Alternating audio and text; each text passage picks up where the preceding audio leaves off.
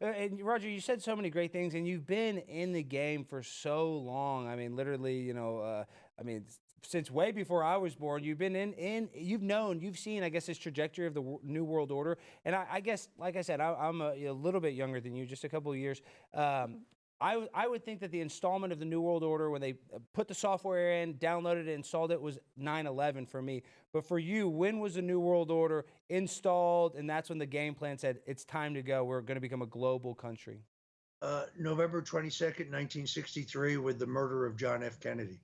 I mean, look, as a Republican partisan and as a Nixon Republican, I used to have a hyper partisan misjudgment about JFK. But the truth is, he was a disruptor, much like Trump. First of all, he was an ardent anti communist, but he saw the folly of going to war with Russia. And that the fact that we both had nuclear weapons meant mutual assured destruction. He cut taxes very deeply. Reagan would later emulate the Reagan tax cuts, and he favored a silver-backed dollar. So the military-industrial complex, that's what we used to call the deep state, Yeah. they wanted him gone, and they achieved their goal. As you know, I wrote a New York Times best-selling book on this. To me, that is the beginning. That is when it becomes clear that the country is run by a ruling elite that control both parties. They're neither liberal nor conservative. They're neither Republicans nor Democrats. They're both.